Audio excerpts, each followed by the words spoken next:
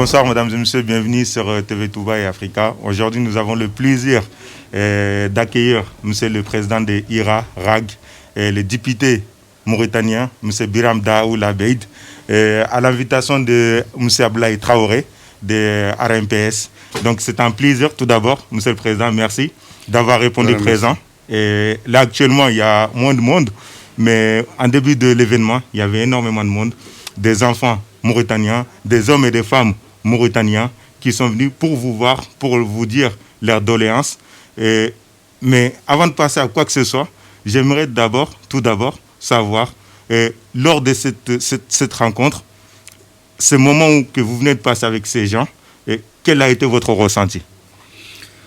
Mon ressenti, après avoir partagé ce moment de symbiose avec les populations mauritaniennes de Paris, la diaspora mauritanienne à Paris, je ressens encore le dédoublement du fardeau et de la responsabilité qui m'incombe à diriger avec fermeté sur les principes, mais avec responsabilité aussi et grande attention à la paix civile de mon pays,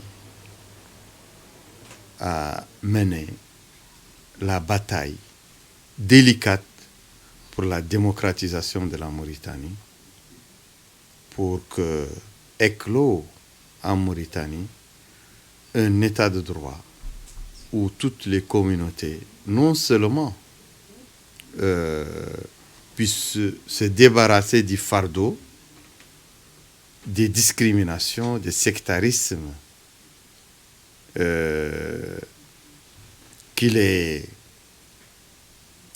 oppriment, mais aussi se débarrasser de ce cancer de l'esclavage qui ronge beaucoup de foyers, beaucoup de communautés, beaucoup de strates dans toutes les communautés nationales, que ce soit les Arabes, les Berbères, les Bambara, les Wolofs, les Peuls ou les Soninké. Donc, cette opération de ramener la Mauritanie dans le cercle des pays démocratiques, dans le cercle des populations qui vivent par un pacte national, un pacte de renaissance de la fraternité humaine, qui a été tué, qui a été ô combien meurtri par l'exploitation de l'homme par l'homme, l'esclavage, par le mépris de l'homme par l'homme, le racisme, sous toutes ses formes et les discriminations de naissance. Après cette entrevue avec les Mauritaniennes et les Mauritaniens, je ressens encore combien la tâche est urgente, la tâche elle est sacrée, la tâche doit être menée avec beaucoup de détermination, mais avec beaucoup de prudence. Et donc, Monsieur le Président, je me permets de revenir un peu en arrière. J'ai dit un peu en arrière parce qu'il y a de cela quelques temps, vous avez fait une petite tournée, une mini-tournée, moi je dirais, au Guidimara. Et vous avez pu recevoir, parler avec des gens, avec des Guidimaranké, de toutes communautés confondues, je pense. Et aujourd'hui, quel a été votre ressenti sur place là-bas? Parce que beaucoup disent, mais on peut beaucoup dire, mais une fois sur place, est-ce que c'est la même chose qu'on aperçoit? Ce que j'ai aperçu dans la société guidimankaise, c'est qu'elle est rongée par les mêmes phénomènes anachroniques qui rongent les communautés des autres régions. Les mêmes phénomènes qui plombent, qui anéantissent la fraternité, qui agressent l'homme dans sa dignité. C'est les inégalités de naissance, c'est la discrimination raciale, la discrimination de naissance, c'est aussi l'esclavage dans toutes ses formes, que ce soit la forme la plus emblématique, la plus ancrée, la plus forte, c'est l'esclavage foncier, c'est-à-dire le refus aux personnes considérées esclaves ou d'origine servile, le refus des groupes dominants, en collusion avec l'État, avec l'administration locale, le refus à cette personne de jouir du droit de la propriété foncière et de jouir d'une citoyenneté pleine, d'une appartenance pleine à la communauté villageoise.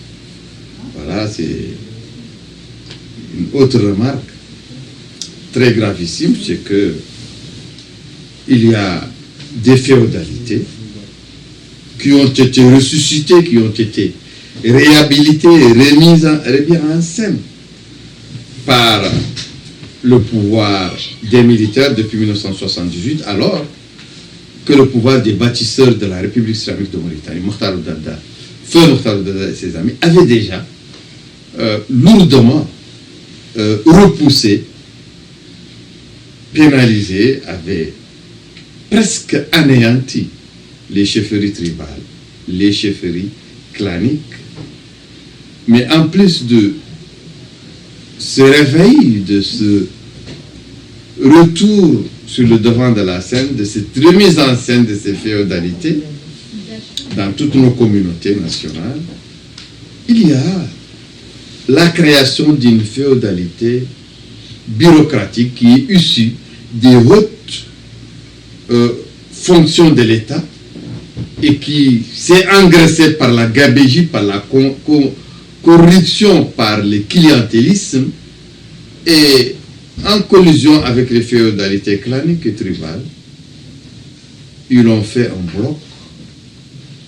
un bloc d'un ordre socio-étatique en Mauritanie qui fait un écran entre les populations et l'État.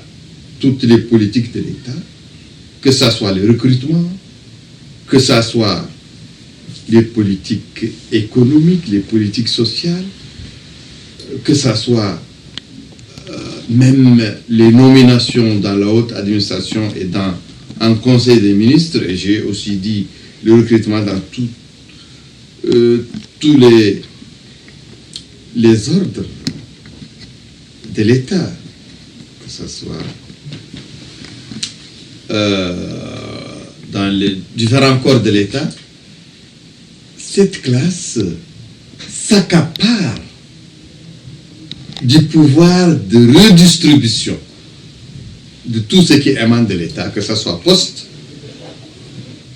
électif, poste dans la haute administration, recrutement dans les différents corps d'État, ou que ce soit aussi la distribution des terres. C'est elle le redistributeur, l'écran, le facilitateur, et elle fait une croix de transmission malhonnête entre l'État et les populations. Cet ordre est ancré, il a les pleins pouvoirs dans tous les villages, dans toutes les communes, dans tous les départements, tous les communes rurales, dans tous les départements. Et voilà que ce sont des chagrins qu'il faut hériter cette fonction, ce rôle de prédateur du droit de la plèbe, des populations, et qui joue aussi le rôle d'éminence grise de tous les régimes, de tous les chefs d'État. Et il faut que l'État mauritanien, dans ses sommets, et les populations puissent prendre en tenaille cette classe intrue, apocryphe, qui fausse toutes les données et qui met en mal le pouvoir face aux populations et met les populations en mal face au pouvoir. J'ai pointé du doigt ici que c'est cette classe qui est l'instigatrice des derniers événements dans la ville et le département d'Elkiz. Et voilà, elle ne cesse de faire des dégâts. Mais, Monsieur le Président, comme vous venez de le dire, depuis que la Mauritanie, la Mauritanie moderne, c'est-à-dire depuis l'indépendance, c'est-à-dire plus de 60 ans, on est toujours en face du même problème, la même problématique qui est la féodalité ou le clientélisme, pour dire les injustices, pour faire simple. Mais à ce jour, vous, monsieur les députés, parce que là je m'adresse aux députés, quelle est la solution et quelle doit être la solution, quelle pourrait être la solution? Parce qu'à ce jour, je pense que c'est ça qui intéresse tous les enfants, tous les hommes et femmes de la Mauritanie. La solution consiste à abolir cette classe qui freine, qui empêche, qui obstrue toutes les politiques publiques, qui obstrue, qui empêche l'arrivée, l'accession des populations aux services publics. Elle obstrue aussi la bonne marche du mécanisme démocratique parce qu'elle veut se faire élire dans les postes électifs, maires, députés, conseils régionaux et avant sénateurs, au détriment des populations. Donc il faut que cette classe, dont une frange importante sont les administrateurs de commandement, et qui fomentent des élections faussées dans toutes les circonscriptions en faveur de cette communauté de prédateurs de la République qui sont minoritaires, mais qui, par l'utilisation des symboles de l'État, l'utilisation des influences dans les rouages de l'État, de l'administration, de la justice, des forces sécuritaires, réussissent toujours à transformer leurs défaites en victoire par des subterfuges et par des chemins malhonnêtes, injustes. Donc il faut agir dans le sens que le pouvoir en place, que le président de la République sache que cette classe va l'amener là où elle a amené déjà les autres présidents qui sont partis en exil ou qui sont en prison comme son prédécesseur. Parce que c'est une classe extrêmement habile en matière de retournement de veste. Et c'est elle qui amène le président de la République, chaque président, jusqu'à son exil ou jusqu'à sa prison pour lui tourner le dos et se transformer en meilleur serviteur de son successeur et adversaire, souvent. Donc, il faut que nous agissions, nous, comme on essaye de le faire, avec beaucoup de difficultés en marchant sur les œufs. Nous, dans le Coran Irak, on a accepté la main tendue du président Ghazouani pour être à la disposition de la légalité, de la paix, de l'ordre au cours de son mandat, pour que lui-même s'engage dans un processus de véritable démocratisation des institutions d'arbitrage de la démocratie, dans un processus d'un véritable affranchissement des populations de cette communauté de Chagra qui s'interpose entre le pouvoir et les populations. Et si les institutions démocratiques sont viables, les compétitions démocratiques vont aboutir à un gouvernement libre, un gouvernement visionnaire, un gouvernement progressiste, un gouvernement rénovateur qui va entamer sa rénovation par écarter cette classe de Chagra du terrain d'empoisonnement des relations entre les populations et le pouvoir suprême. Monsieur le Président, je sais qu'on n'a pas énormément de temps, mais avant de se quitter, il y a 3 questions ou 3 sujets que j'aimerais que vous réagissiez dessus rapidement, parce que je pense qu'il y a l'un d'eux qui sont souvent revenus. Et la première est que Mohamed Ould Ghazouani, le président Mohamed Ould Ghazouani, est au pouvoir, cela fait 2 ans. Mais malheureusement, on voit qu'il y a toujours la problématique du recensement en Mauritanie et aussi au niveau de la diaspora. Aujourd'hui, des hommes et des femmes, je pense que vous pouvez me démentir si ce n'est pas le cas, qui disent qu'ils n'arrivent pas à se recenser, qu'ils ont tous leurs documents nécessaires, mais ils n'arrivent pas.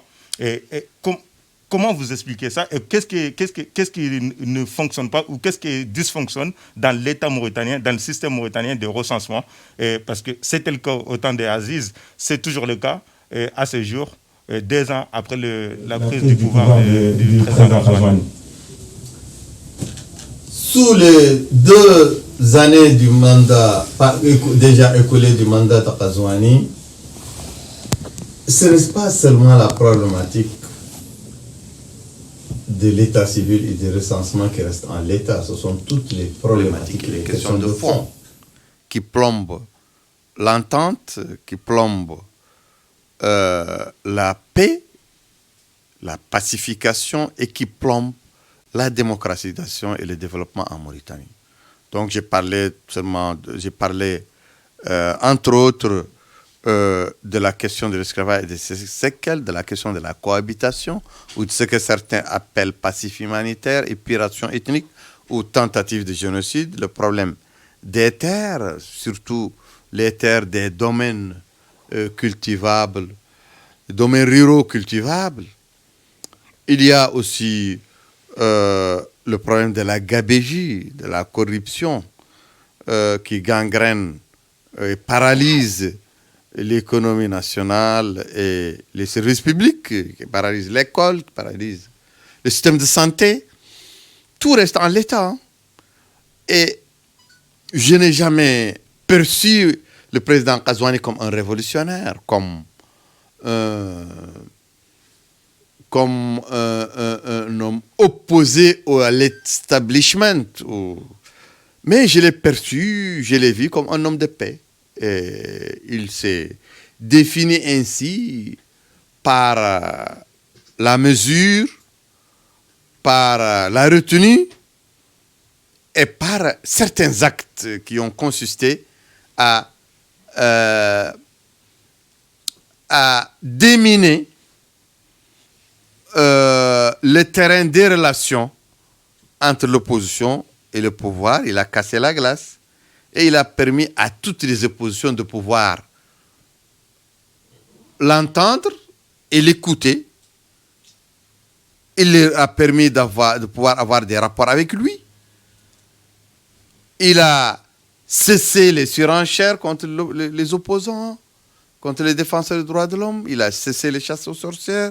Il a cessé l'instrumentalisation de la justice contre ses opposants. Tant bien que mal. Voilà, c'était un préliminaire, c'était une introduction qui nous permet, qui est alléchante pour nous combattants de la paix, hommes de paix, femmes de paix, pour nous qui sommes un mouvement de paix, un mouvement qui ne perçoit une autre forme de lutte qu'une forme légale, juridique, démocratique et pacifique. Voilà, nous avons, avec autant de rigidité, de combativité. D'Argne, on a combattu son prédécesseur qui était un agresseur. Nous avons, avec autant de détermination, opté aussi pour la main tendue qu'il a fait, pour les relations de paix, pour pouvoir solutionner. Voilà, et on a entamé avec lui des échanges.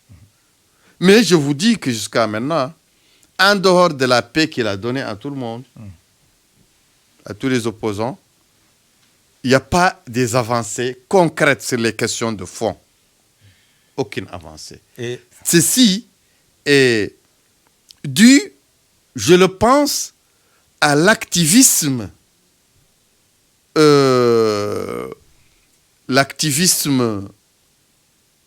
haut niveau qui est fait autour de lui.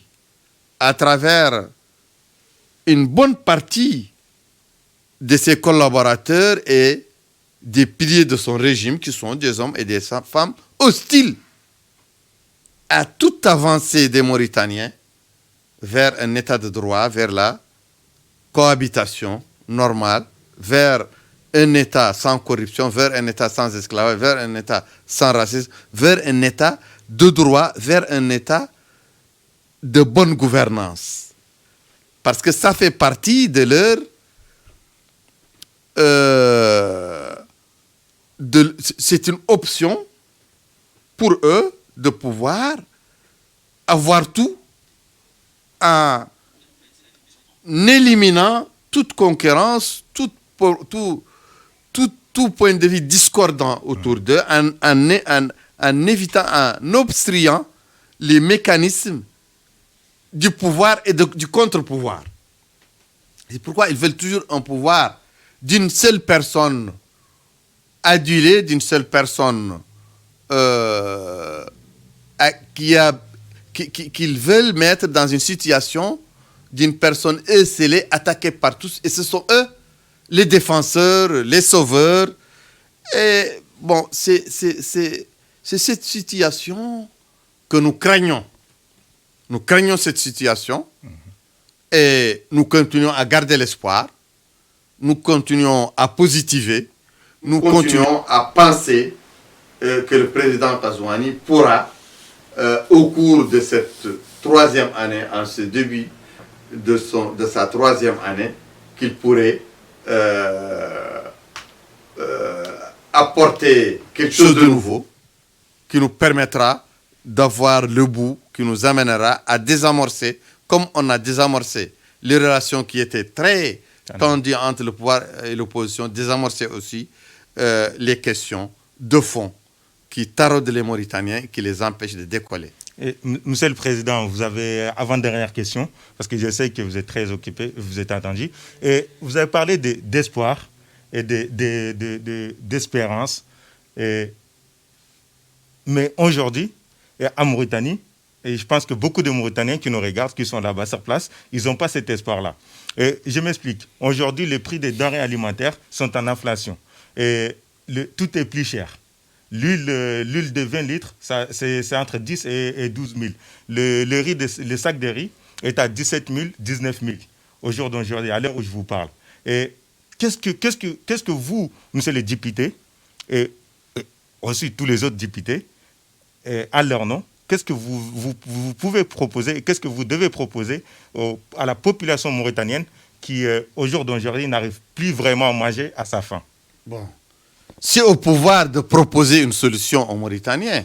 Moi, je suis dans l'opposition, je ne suis pas dans le pouvoir. Et je sais que tel qu'on voit la configuration de l'équipe ou des équipes qui gèrent la situation, la gouvernance en Mauritanie, ce sont en majorité des hommes et des femmes qui sont issus des gouvernements, des pouvoirs, des cours de laudateurs, des courtisans et laudateurs, qui ont déjà, aux côtés d'autres présidents de la République en Mauritanie, qui ont déjà poussé ces présidents à opprimer le peuple, à voler le peuple, à priver le peuple, à exploiter le peuple, à mépriser le peuple. Et je sais que la majorité des gens qui sont autour du président Al-Ghazouani ne peuvent aller que dans ce sens d'oppression du peuple, de privation du peuple. Donc, je ne suis pas surpris que les denrées soient aussi l'un des pièges utilisés par ces courtisans qui sont très bien placés au sommet de l'État pour pouvoir créer encore plus de tensions entre le président et le peuple, entre le président et son opposition. Néanmoins, je sais et je le dénonce, la situation du pays est très alarmante. La montée en flèche des prix des denrées de première nécessité. Les populations souffrent, le chômage est galopant. Il y a pas d'école, il n'y a plus d'école, il n'y a plus de système de santé. La justice est délabrée, c'est une justice de classe, c'est une justice ethnique. Il n'y a plus de recours pour les Mauritaniens. Le seul recours, ce sont nous, les courants crédibles de l'opposition, et notre crédibilité, on doit la défendre. Et pour la défendre, il faut qu'on fasse notre ligne de démarcation entre nous et cette gouvernance économique, sociale, politique de ce gouvernement. Monsieur le Président, dernière question. Question qui risque de vous fâcher, parce que beaucoup de vos opposants, beaucoup de vos contradicteurs disent que Mohamed Ould Ghazouani a réussi à dompter Biram. Le discours de Biram est devenu lisse depuis que Ghazouani est au pouvoir. Il a réussi à le dompter. Qu'est-ce que vous répondez à ces opposants?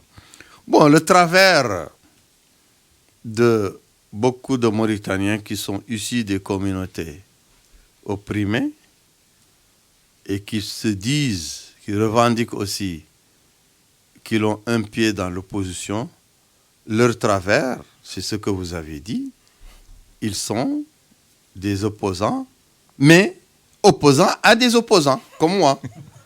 C'est ça le travers. C'est ça le premier travers, parce que notre stratégie, nous, est une stratégie de la première force de l'opposition en Mauritanie. La première force électorale de l'opposition, la première force de mobilisation, la première force diplomatique.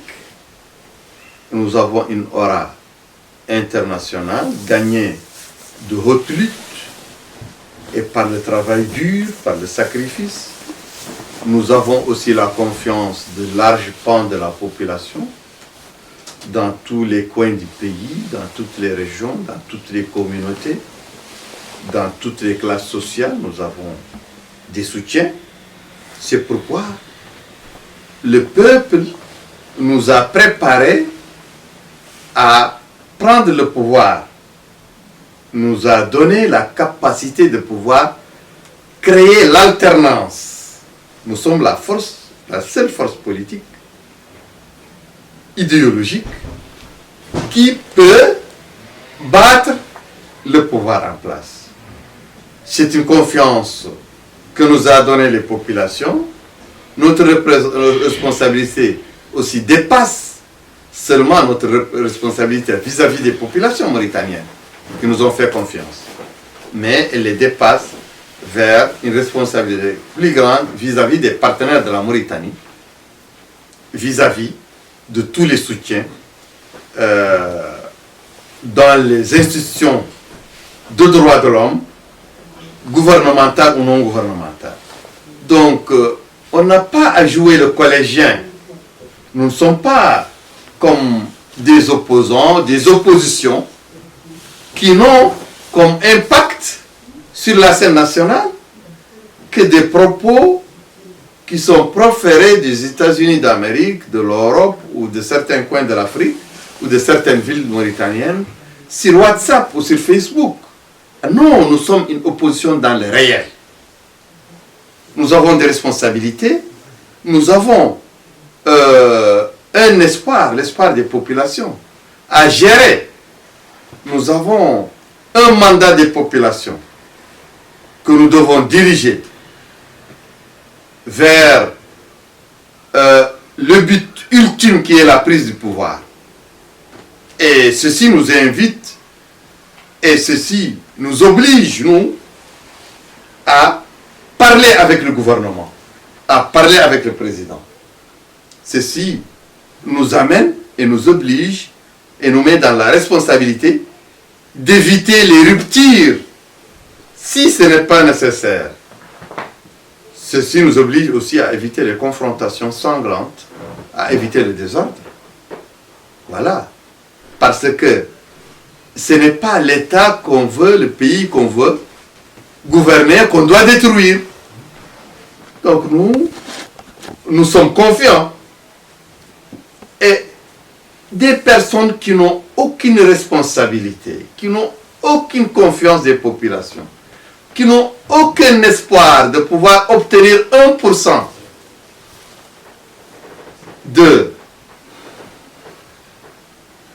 des voix des populations mauritaniennes. Je vous renvoie aux élections présidentielles de 2019.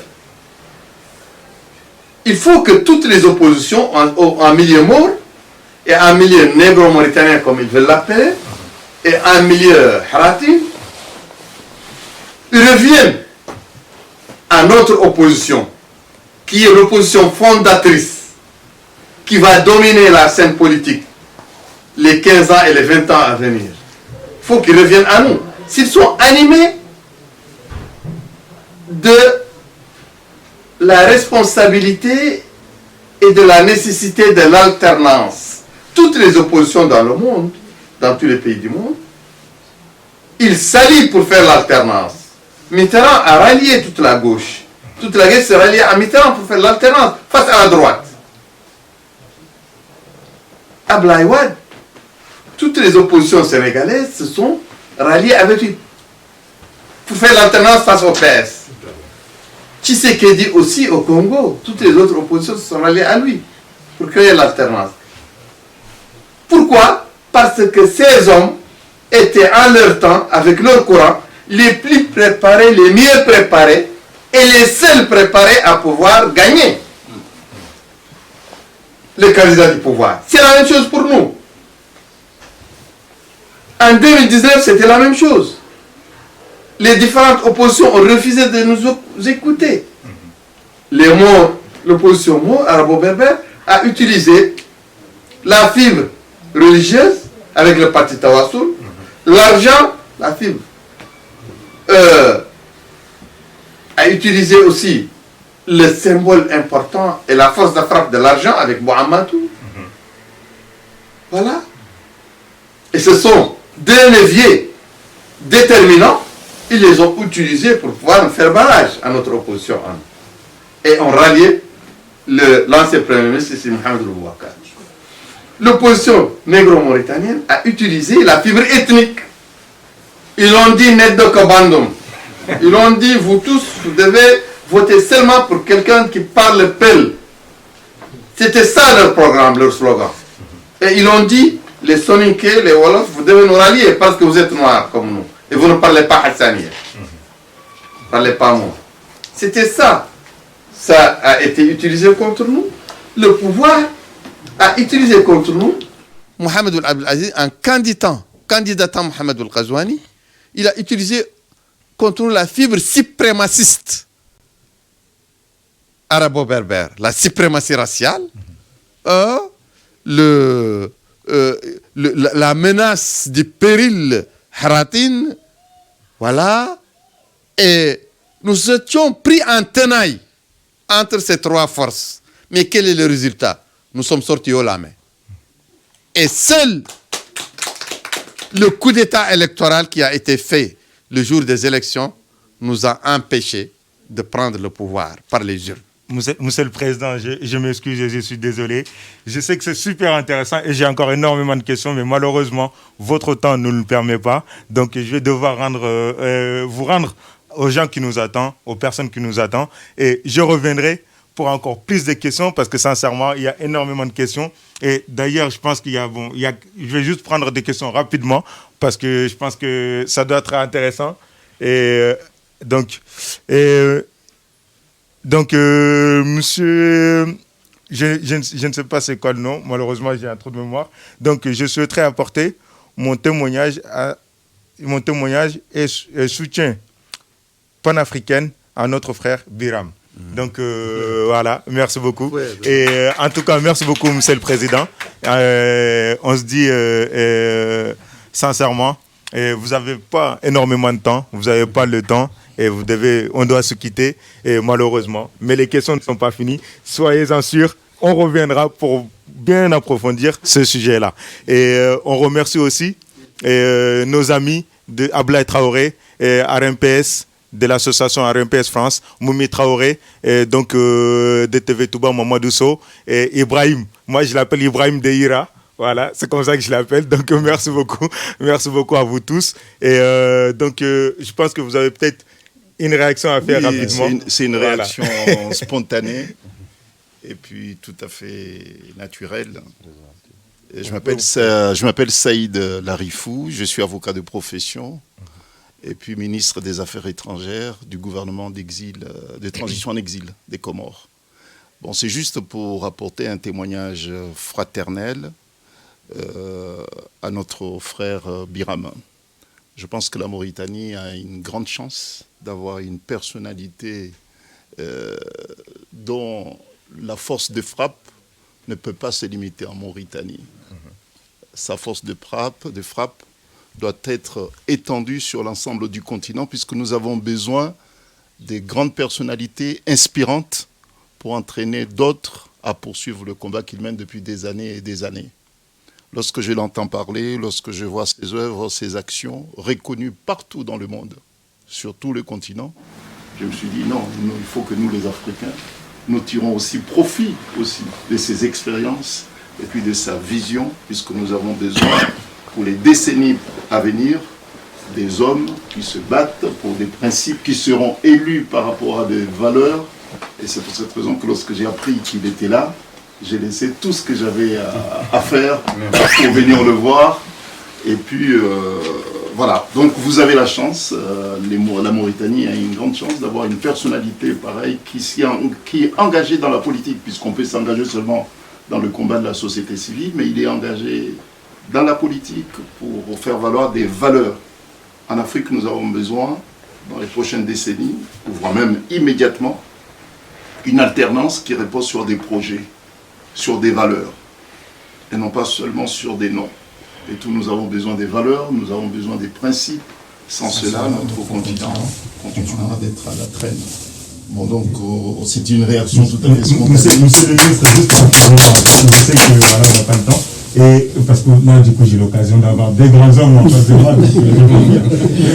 Est-ce que, par rapport au Comores, aujourd'hui, vous connaissez Biram, vous avez entendu son discours. Est-ce que ce discours n'est pas finalement plus large que mauritanien? Parce que je sais qu'au Comores aussi, la vie n'est pas tout à fait rose ou bleue, je ne sais pas. Donc, je peux vous dire une chose par rapport à Mauritanie et les Comores, c'est que notre frère a fait une lettre en tant que député panafricain. Cette lettre a fait un grand bien et puis un grand bruit dans le sens positif. Voilà, cette lettre a été largement répandue. Je peux vous dire qu'une grande partie de la population comorienne, lorsqu'ils ont vu cette lettre venant de notre frère, ceux qui sont opprimés, comme la plupart de nos frères mauritaniens, frères et sœurs mauritaniens, ont trouvé un écho venant de l'Afrique d'une grande personnalité. Bon, donc, je l'ai dit tout à l'heure, que sa force de frappe ne peut pas et ne s'arrêtera pas en Mauritanie, puisqu'aux prochaines élections, il ne sera pas seul. Il y aura des organisations et des personnalités africaines qui sont candidats aussi chez eux. Nous allons leur proposer une charte sur des valeurs telles qu'elles ont été défendues tout à l'heure, évoquées tout à l'heure par notre frère. Et ces candidats vont s'engager sur la base de ces valeurs. Donc nous aurons des présidents véritablement panafricains qui défendront les valeurs de l'Afrique et qui dégageront une nouvelle vision de l'Afrique. Et c'est pour cette raison que je disais tout à l'heure qu'aux prochaines élections, il ne sera pas seul, puisqu'il y aura des personnalités africaines, et il y aura aussi des personnalités politiques et des organisations de société civile africaines qui viendront sur place en Mauritanie, puisque la Mauritanie c'est l'Afrique, nous serons chez nous, pour demander à ce que les candidats panafricains qui incarnent une nouvelle vision, une rupture, il a évoqué tout à l'heure un mot qui m'a agréablement réveillé, lorsqu'il dit que, écoutez, lorsqu'on traverse des périodes extrêmement difficiles, il faut une ligne de démarcation. Il faut que les électeurs distingue avec précision les candidats sur la base des valeurs, sur la base des combats. Voilà, c'est les témoignages de Merci beaucoup. C'est un réel plaisir. Et c'était exceptionnel. Donc merci. Merci.